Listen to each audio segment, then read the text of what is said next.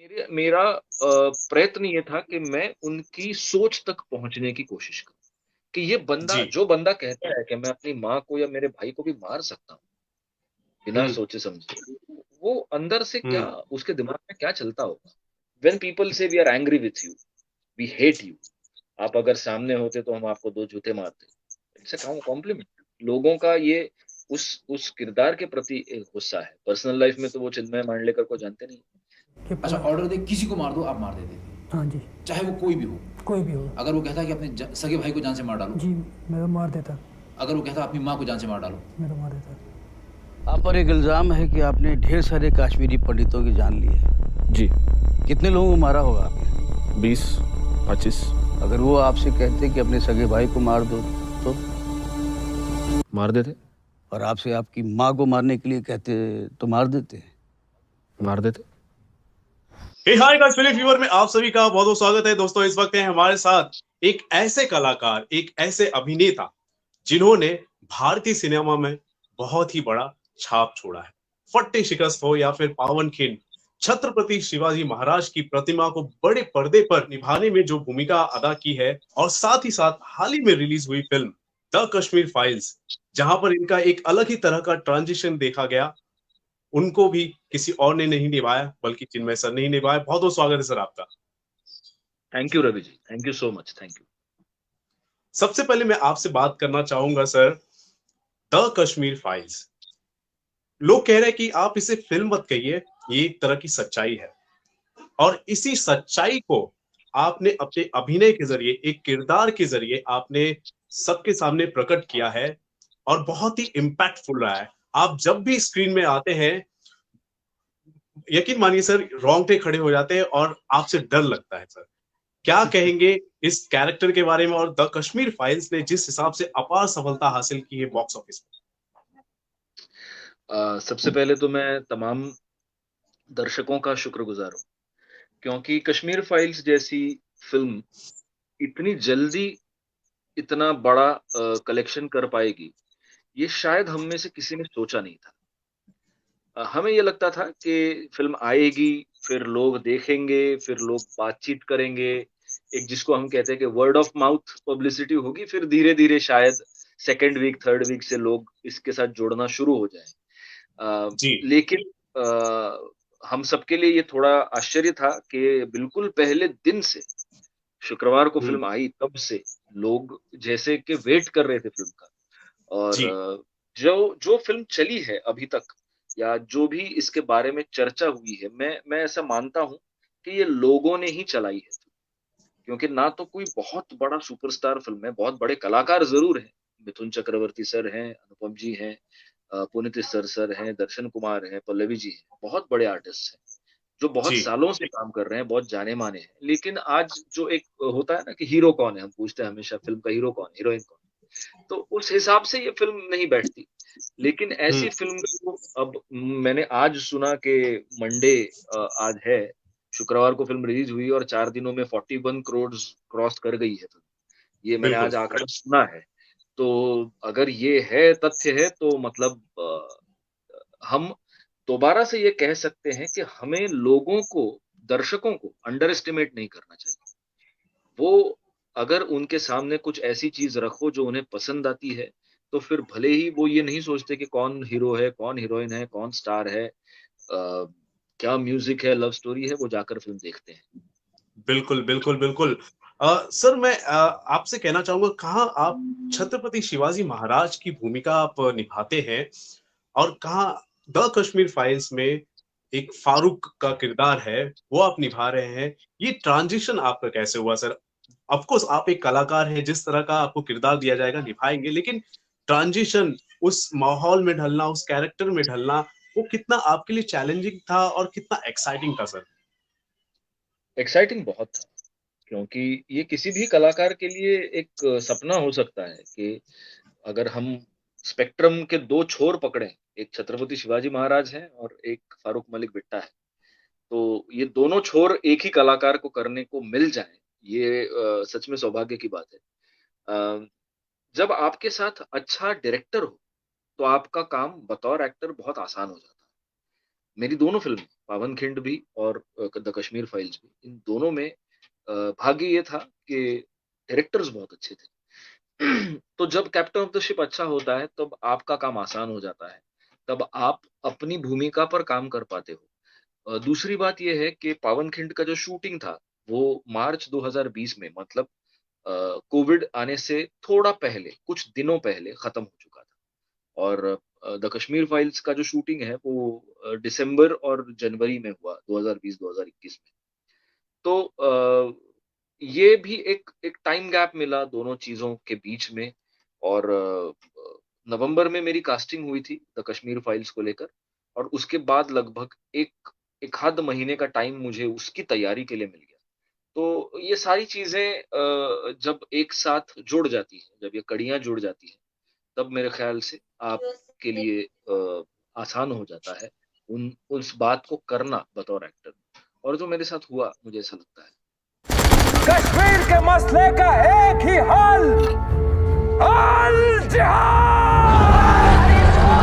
ये real life से आप कितना कनेक्ट हुए, क्योंकि सच्ची घटना पर आधारित है, जो रियल कैरेक्टर्स है, क्या उनके बारे में आपने और भी ज्यादा रिसर्च किया होगा? ये जो किरदार है ये किसी एक रियल लाइफ व्यक्ति पर बेस्ड नहीं है। ये कुछ 2-3 लोगों का मिश्रण है, एक मिक्सचर है जी। और ये किसी आदमी पर नहीं है, ये एक सोच के बारे में है, एक आतंकी सोच के बारे में ये किरदार है। जो आपने सीन बताया वो तो खैर रिकॉर्डेड है, यूट्यूब पर अवेलेबल है, आप जाकर देख सकते हैं। तो विवेक जी ने मुझे वो रेफरेंसेस बताए कि क्यों ये किरदार इस तरह से क्यों है, ये कौन है, ये किसका मिश्रण है, कौन से लोग हैं जिनको नजर के सामने रख कर इसे लिखा गया है। तो जब उन्होंने बताया तब मैंने वो रियल लाइफ वीडियोस देखे।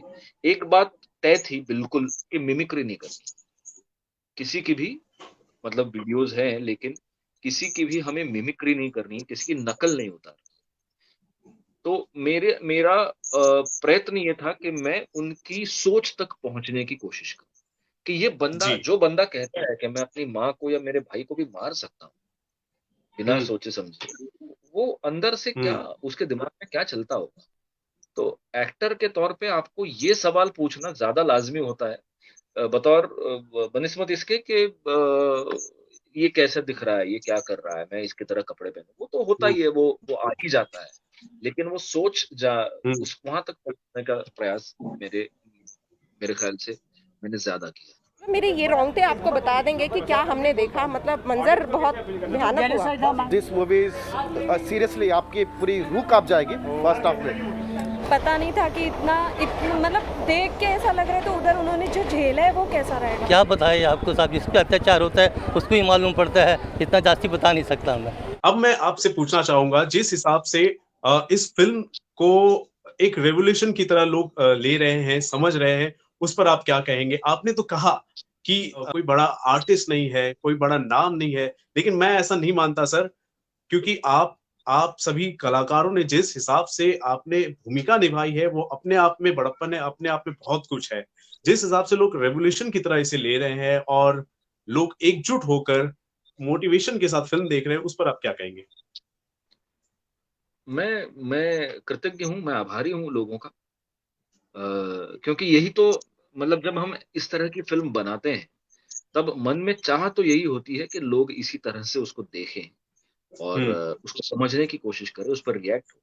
उन्हें वो पसंद आ सकती है, उन्हें वो नापसंद हो सकती है, लेकिन उसे देखा जाए, लोग उसे देखें।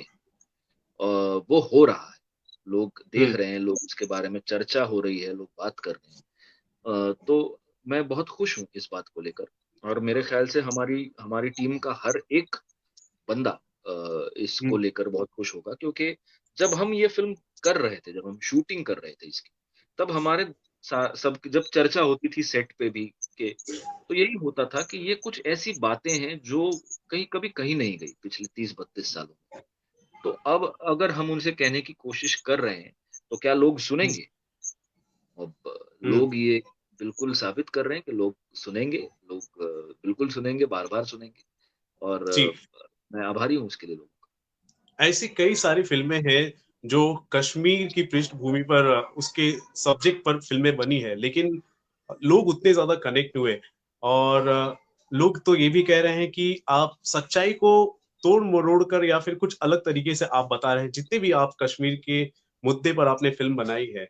ऐसा आपको क्या लगता है, क्या रीजन हो सकता है जिस वजह से हमारे हिंदी फिल्म इंडस्ट्री में इस तरह का स्टेप नहीं लिया गया जो अब हो रहा है? मैं नहीं जानता। देखिए, जब कोई भी फिल्म मेकर फिल्म बनाता है तो वो अपनी फिल्म के साथ बिल्कुल ऑनेस्ट होता है। मैं जी। क्योंकि वो अपना खून पसीना उसकी फिल्म में लगा देता है।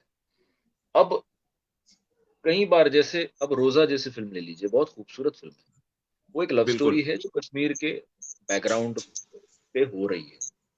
जी। अब उन्हें जो कहना है उनके फिल्म के जरिए वो उन्होंने कहा है, बिल्कुल ईमानदारी से कहा है। उसमें से कुछ एक सीन्स हैं, उसमें से कुछ एक गाने हैं जो आज भी हमारे बदन पर रोंगटे खड़े करते हैं। तो हम्म। मैं जो काम पहले अग्रजों ने कर कर रखा है उसके बारे में मैं कुछ नहीं कहूंगा। मैं उतना बड़ा नहीं हूं हम्म। कि मैं कुछ कहूं। हम्म। मैं सिर्फ इतना कहूंगा कि हमने जब ये फिल्म, मतलब विवेक जी ने जब फिल्म हमारे सामने रखी, अ, हम्म। उनका यही कहना था कि ये कुछ बातें हैं जो अभी तक कहीं नहीं गई हैं और हमें हम्म। इसे कहना है। अब लोग हम्म। उसको एक्सेप्ट करेंगे नहीं करेंगे वो अलग बात है, लेकिन हम इसे कहने की कोशिश जरूर करेंगे। विवेक जी ने इसके पहले फिल्म बनाई थी ताशकंद फाइल्स। उसमें जी। भी एक ऐसा मुद्दा था जो कभी उसके पहले उतना ज्यादा उजागर हुआ नहीं था, शास्त्री जी के बारे में। तो ये हर एक डायरेक्टर का एक एक उसका एक तरीका होता है चीजों को देखने का। तो मेरे ख्याल से विवेक जी का यही तरीका है कि वो ऐसी चीजों पर काम करना चाहते हैं या ऐसी चीजों पर फिल्म बनाना चाहते हैं जिनके बारे में किसी और ने अभी तक बात नहीं की। आपके आपके पर्सनल टेस्ट के ऊपर मैं कुछ सवाल करना चाहूंगा। क्योंकि आपने फतेह शिकस्त हो गया, पावन खिंड हो गया, द कश्मीर फाइल्स हो गए, ये सारी की सारी ऐसी फिल्में हैं जो राष्ट्र प्रेम को दर्शाती है। मैं आपसे पर्सनली जानना चाहता हूँ कि आपका एक्चुअली में किस तरह का टेस्ट होता है, किस तरह की आप फिल्में ज्यादा एंजॉय करते हैं उन फिल्मों को करना? मैं हर राष्ट्र तरह प्रेम की, की फिल्में हो या फिर मॉडरेट फिल्में भी हो, किस तरह की फिल्में? नहीं नहीं, मैं ऐसे कुछ नहीं मानता कि राष्ट्र प्रेम एक भावना है जो हर एक के अंदर है। मेरे जी। ख्याल से होनी तो चाहिए। मतलब जब आप एक देश के वासी हो, कि देश आपके मन में हम्म। होनी चाहिए। फिल्में, जी। मैं हर तरह की फिल्में देखना पसंद करता हूँ, मैं हर तरह की हम्म। फिल्मों में काम करना चाहता हूँ। अगर मेरी मराठी की फिल्मोग्राफी आपने देखी होगी तो मैं सस्पेंस थ्रिलर से लेकर सोशल फिल्म से लेकर हर तरह की फिल्म्स कर चुका हूँ। हिंदी में अभी कश्मीर फाइल्स मेरी पहली बड़ी फिल्म है, लेकिन इसके पहले भावेश जोशी सुपर हीरो नाम की एक फिल्म आई थी विक्रमादित्य मोटवानी सर की। उसमें मेरा काफी ठीक ठाक किरदार था। उसके पहले मेरी पहली Hindi film was a comedy, it was तेरे बिन लादेन, 2008 साल की फिल्म है, जो तब काफी चर्चा में थी, काफी चली भी थी। अ, अभिषेक शर्मा जिन्होंने बाद में जाकर परमाणु सिनेमा बनाया, उसके निर्देशक थे तेरे बिन लादेन के। It was a comedy film. So as an actor you enjoy doing all these things. तो मैं ये चाहता हूं कि जिस तरह का कृपा अभी ईश्वर ने की है कि एक तरफ बिट्टा है, एक तरफ छत्रपति शिवाजी महाराज है, इसी तरह की कृपा आगे भी हो और अलग अलग तरह के और अलग अलग जॉनर्स के रोल्स और फिल्म्स करने को। हम्म। और आपसे ये भी सवाल करना चाहूंगा, जैसे कि आपने कहा कि कोई बड़ा नाम नहीं था फिल्म में, लेकिन इतनी अच्छी और इतनी ईमानदारी के साथ इस फिल्म को बनाया गया है, लेकिन उसके बावजूद फिल्म के सामने बहुत ही सारी अड़चने आई सर। कोर्ट में भी ये फिल्म चली गई और कई ऐसे प्लेटफॉर्म्स हैं जहां पर लोगों ने कहा कि नहीं, हम इस फिल्म को नहीं प्रमोट करेंगे। ऐसी ऐसी बातें भी सामने आई, उसको लेकर आप क्या कहेंगे? जी, मैं ये कहूंगा कि आप पानी जो है ना वो अपना रास्ता ढूंढ लेता है। तो अड़चने तो आती हैं, अड़चने, हम्म। मतलब मैं एक ऐसी इंडस्ट्री से आता हूँ, मराठी फिल्म, जहाँ पे बजट की बहुत बहुत ज्यादा बजट्स नहीं होता फिल्म का। So we are use to this, you know, hmm. कि हालांकि मैं ये जरूर कहूंगा कि जब हम फिल्म की शूटिंग भी कर रहे थे या अब जब ये सब इसका रिलीज की भी प्रोसेस हुई, इसमें से कोई भी अड़चन विवेक जी ने या पल्लवी जी ने, जो इस फिल्म की प्रोड्यूसर है, या हमारे जो और भी जी। प्रोड्यूसर हैं, इन्होंने ये अड़चन कभी हम तक पहुंचने नहीं दी। उन्होंने हम्म। फिल्म, विवेक जी ने बहुत ही खूबसूरत तरीके से जितने दिनों में तय हुआ था उतने दिनों में बनाई, उसको जी। रिलीज के टाइम पे जहां जहां भी हम गए, हमें बहुत प्यार मिला, जिन जिन प्लेटफॉर्म्स पे हम गए। अब जहां नहीं जा पाए, ठीक है, कोई बात नहीं, उससे कोई लॉस नहीं हुआ, आज फिल्म लोग देख रहे हैं। So to each G is own, what I say. मैं सिर्फ ये कहूंगा कि if you want to reject the film, if you want to hmm reject the film, first watch hmm it and reject. Hmm don't reject without watching it. That is all I want to say. इन दिनों आपने देखा होगा Kashmir file film की चर्चा चल रही है, और जो लोग हमेशा फ्रीडम ऑफ एक्सप्रेशन के झंडे लेकर के घूमते हैं, वो पूरी जमात बौखला गई है पिछले 5-6 दिन से। और ये फिल्म का तथ्यों के आधार पर, आर्ट के आधार पर उसकी विवेचना करने के बजाय उसको डिस्क्रेडिट करने के लिए एक बड़ा मुहिम चला है, आपने देखा होगा। एक पूरी इकोसिस्टम, कोई सत्य उजागर करने का साहस करे, उसको जो सत्य लगा उसने प्रस्तुत करने की कोशिश की, लेकिन उस सत्य को न समझने की तैयारी, न स्वीकारने की तैयारी है, न ही दुनिया इसको देखे इसके लिए उनकी मंजूरी है। जिस प्रकार का षड्यंत्र पिछले 5-6 दिन से चल रहा है।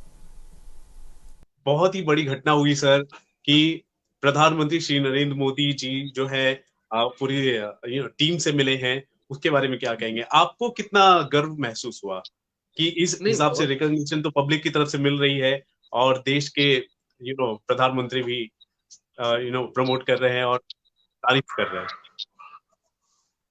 नहीं, अच्छा लगता है कि देश के प्रधानमंत्री, उस पद की बहुत बड़ी गरिमा है, और जी इस पद पर जो व्यक्ति बैठी है, और आज नहीं, पिछले अभी ऑलमोस्ट 2014 से लेकर अब 10 साल हो जाएंगे अगले 2 सालों। जी तो ऐसी व्यक्ति, ऐसी सीनियर व्यक्ति जब आपका काम देखती है, आपके सिनेमा की तारीफ करती है, बहुत अच्छा लगता है। लोग देख रहे हैं, वो भी अच्छी बात है। So I feel proud that Pantapradan, Prime Minister Mr. Narendra Modi has seen the film. He has appreciated the film. So I think it is a very honorable moment for all of us. जी, जहां एक तरफ appreciation तो मिल रहा है, वहीं दूसरी तरफ अब देखेंगे कि क्रिटिसिज्म भी मिल रहा है सर। मैं कल विवेक सर का इंटरव्यू देख रहा था, दिल्ली में वो थे और प्रेस कॉन्फ्रेंस होता था। कई ऐसे मीडिया जगत के जो है रिपोर्टर्स ने उनसे कहा कि आपकी जो फिल्म है तोड़ने का काम कर रही है, समाज को तोड़ने का काम कर रही है। मकसद इंसानियत को बढ़ावा देना, भारत की अखंडता, उसके लिए ये फिल्म बनाना, यही बस मेरा है। सर, ये पर्टिकुलर कम्युनिटी लड़वाने वाला काम मैं नहीं कर रहा हूँ। मैं तो क्या टेररिज्म के अगेंस्ट फिल्म बनाना कैसे लड़ाई का काम हो सकता है? तो इस तरह के जो क्रिटिसिज्म हो रहे हैं उस पर आपका क्या ओपिनियन है? देखिए, ओपिनियंस हर एक के हो सकते हैं, अलग अलग, है ना। फिल्म में जो दिखाया गया है उसमें झूठ कुछ नहीं है। आप कहेंगे कि आपने पूरा सच नहीं दिखाया, तो मैं कहता हूं कि पूरा सच तो मान लो 1000 है, तो 1000 में से हमने मान लीजिए 80 चीजें दिखा दी, बाकी और भी हैं करने के लिए, देखने के लिए। लेकिन अगर आपको, हमने जब ये फिल्म की थी या जब हम कर रहे थे, मेरी जितनी श्री विवेक अग्निहोत्री से आज तक इंटरेक्शन हुई है, मुझे नहीं लगा कभी कि उनका जो इंटेंशन था ये फिल्म बनाने का, वो कहीं भी ये था कि इस समाज को तोड़ा जाए,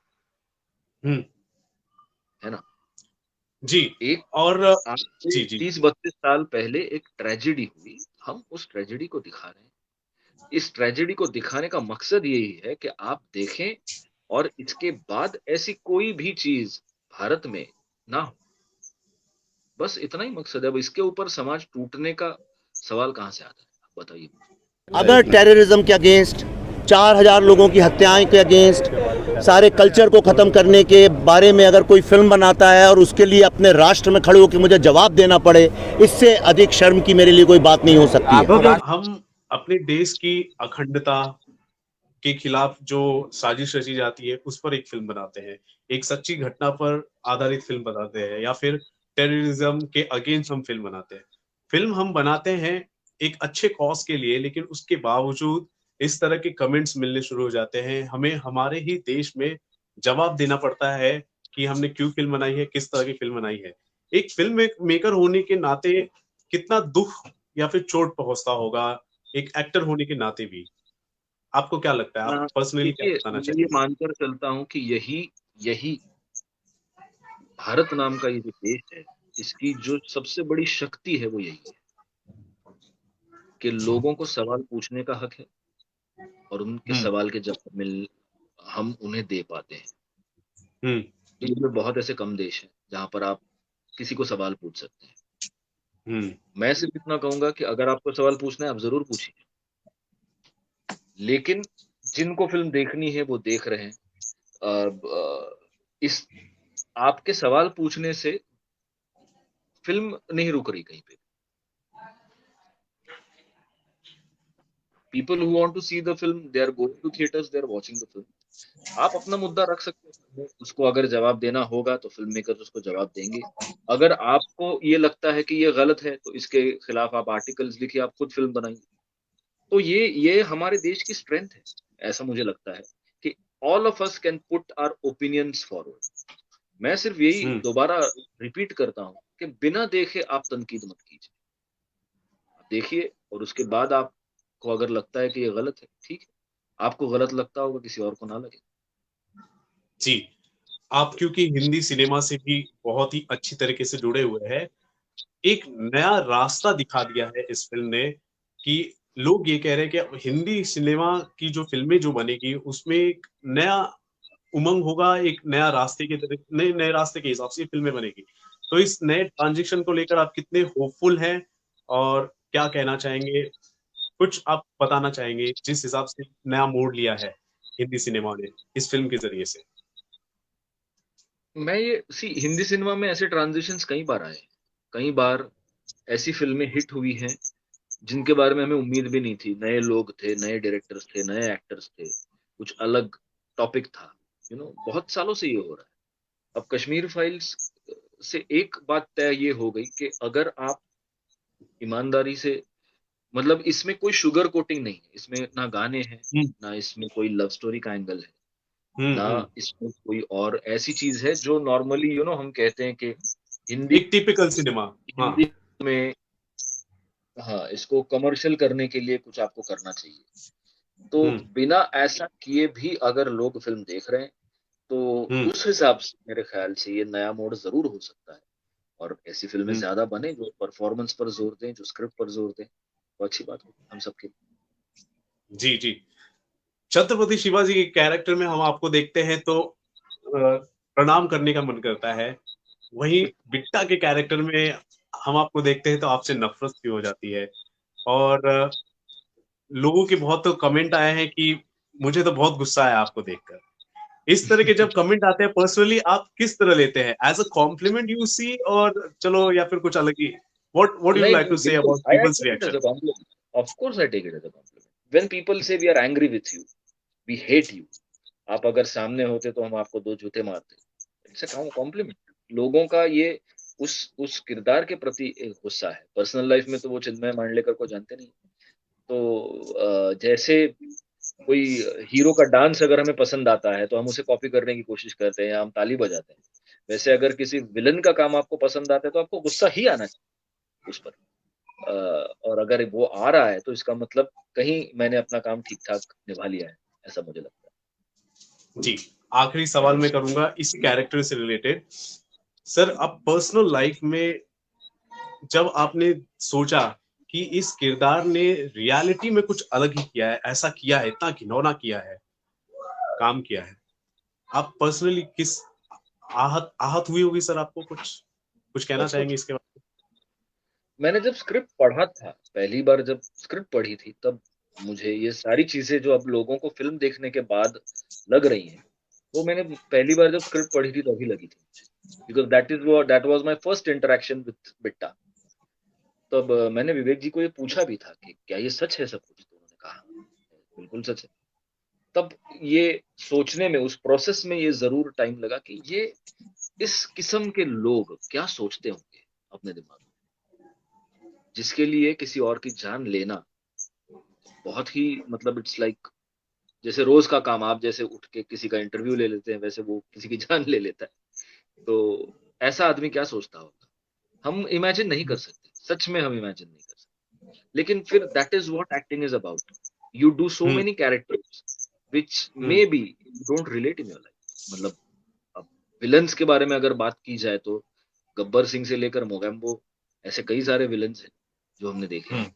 बट्टा का बस एक ही वो है कि उसके उसके जो सीड्स है वो कहीं रियल लाइफ में हैं, but finally it's a character for me. And when I think about it, I always think के यस, ये आदमी क्या सोचता होगा, ये आदमी कैसे अपने, उसके दिमाग में जब वो रात को अकेला होता होगा, जब आईने में देखता होगा, तो उसको कहीं 1% का रिग्रेट, कोई दुख, कोई पछतावा होता होगा। तो यही सवाल करना अपने आप से, यही प्रोसेस है एक्टर की, ऐसा लगता है जी। अब आखिर में सभी दर्शकों से, आपके सभी चाहने वालों से क्या कहना चाहेंगे कि जहां आपको छत्रपति शिवाजी महाराज के रूप में देखते हैं, उन सभी फैंस को भी, और द कश्मीर फाइल्स के जो भी दर्शक है जो कह रहे हैं कि हमने कुछ अलग देखा है, उन सभी दर्शकों से आप पर्सनली क्या कहेंगे, क्योंकि फिल्म के पात्र हैं आप? मैं सबसे पहले तो उनका तहे दिल से शुक्रगुजार हूँ। मैं बहुत बहुत शुक्रिया अदा करना चाहता हूँ आप सबका, कि एक कलाकार को जिस चीज की प्यास होती है, जिस चीज की भूख होती है कि लोग उसे देखें, उसे सराहें, वो हुआ है। मराठी फिल्म में जो मैं करता हूँ, जो नॉन मराठी लोग हैं उनसे दरख्वास्त करूंगा कि सबटाइटल्स के साथ करते हैं हम, तो अगर आप देखें तो बहुत हमें अच्छा लगेगा। और आपके माध्यम से रवि जी एक अनाउंसमेंट छोटी सी ये करूंगा आज, कि पावन खिंड तो अब चल रही है, आपने देख ली। अब इसका जो अगला पार्ट है, शेर शिवराज नाम से जो फिल्म है, वो रेडी है और वो 22 अप्रैल को रिलीज होने जा रही है पूरे महाराष्ट्र में, और होपफुली महाराष्ट्र के बाहर। सो शेर Shivraj is coming very soon, and very soon we'll be starting with the publicity campaign of the film. तो मैं अपेक्षा करता हूँ कि जिस तरह का प्यार पावन खिंड को मिला, द कश्मीर फाइल्स को मिला, उसी तरह का प्यार शेर शिवराज को मिला। Wow wow, amazing sir. So guys, आपने देखा क्या कहना था हमारे चिन्मय सर का। बहुत ही बड़े कलाकार हैं और सर आपके सभी फैंस हो चुके हैं। तो गाइस, इनकी ओपिनियन को लेकर, इनके एक्सपीरियंस को लेकर, इनके रिएक्शन को लेकर आप क्या कहना चाहते हैं? बड़े बड़े किरदार इन्होंने निभाए हैं और ये सभी फिल्में बहुत ही अच्छा बिजनेस भी कर रही है और लोगों में एक अलग ही छाप छोड़ रही है। खासतौर पर हाल ही में रिलीज हुई द कश्मीर फाइल्स, लोग कह रहे हैं कि ये फिल्म ही नहीं, ये एक तरह की सच्चाई है, और सच्चाई से रूबरू कराने वाली इस फिल्म को लेकर आपने बहुत ही अच्छे कमेंट दिए हैं। अब इनके इंटरव्यू, इनकी सोच को लेकर आप क्या कहना चाहते हैं, जरूर बताएं हमारे कमेंट सेक्शन पर। और देखते रहे आपका अपना channel Filmi Fever. This is Ravi Gupta signing off with the great actor of our Indian cinema, Chinmay sir. Thank you, sir. Thank you, Ravi. Thank you so much.